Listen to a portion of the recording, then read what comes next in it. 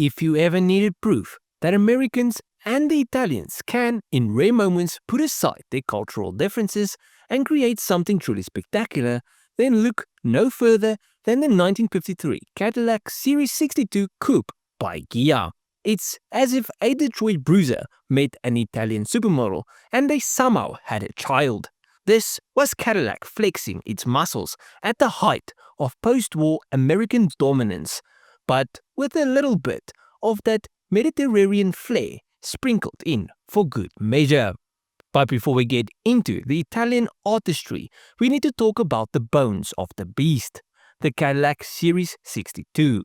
This wasn't just another land yacht thrown together with miles of chrome and tail fins, bigger than the rudders on a cruise ship. No, this was Cadillac at its most ambitious, a car that defined American luxury and made sure everyone knew who was the boss on the road. By the early 1950s, Cadillac had already cemented itself as the go-to for anyone who wanted to look important while cruising down the boulevard. It was big, it was powerful, and it made European aristocrats in their Aston Martins look like they were driving around in tricycles. The 1953 Series 62 was powered by a 331 cubic inch overhead valve V8, which chucked out 210 horsepower, an impressive figure in a time when most European cars were still powered by engines barely strong enough to power a small Ignobox. With a massive 126-inch wheelbase and a total length that could only be measured in parking nightmares, the Series 62 was the sort of car that turned heads not by revving its engine, but simply by existing. It was a monument to access, to American confidence, to a time when gas was cheap, roads were wide, and no one cared about aerodynamics as long as the car had a presence. But for some, this wasn't enough, and that's where Italy enters the picture. Now, you might wonder, why would Cadillac send a perfectly fine all-American luxury yacht across the Atlantic to have an Italian coach builder mess with it? Well, the answer is simple. America in the 50s was obsessed with looking sophisticated, and if you wanted sophistication, you went to Italy. This was a time when movie stars drove Ferraris, when suits were cut in Milan, and when espresso was starting to infiltrate the diner-dominated caffeine scene. Americans wanted a slice of that European magic. Ghia, under the leadership of Felice Buono and Luigi Segre, was already making a name for itself as a coach builder with an eye for the dramatic.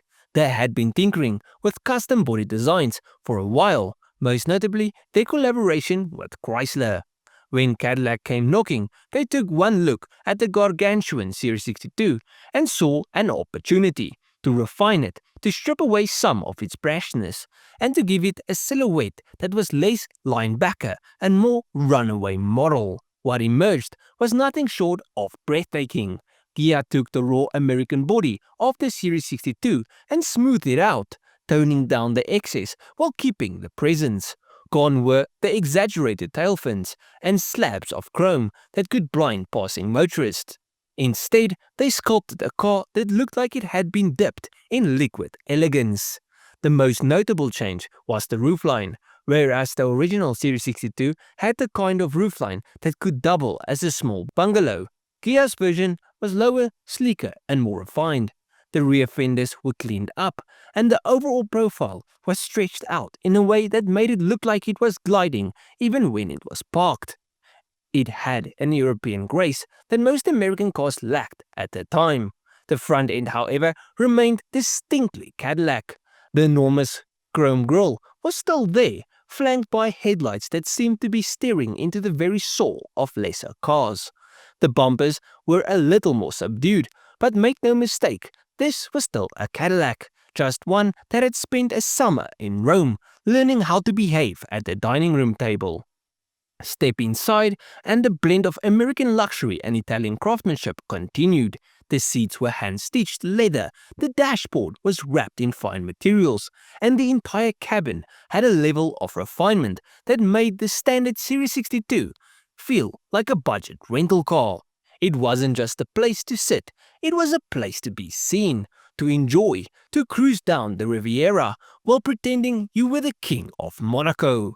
But don't be fooled, this wasn't some dainty European coupe built for sipping cappuccinos and discussing art. Underneath all of that elegance was still the heart of an American V8.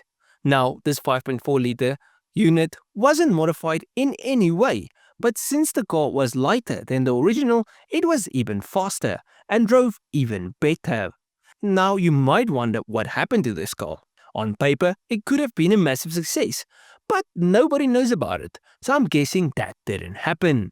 Well, you see, like many one-offs from the golden era of coach building, this thing never made it into production. The original show car got sold off to a rich dude who bought it for his wife. And then a second one was built which was slightly different. For instance, the bumpers got changed and the grills were a bit different, but both of them have survived to this day. One sits in the Peterson Museum, while the other sold for $1.4 million at auction, and it is in private hands.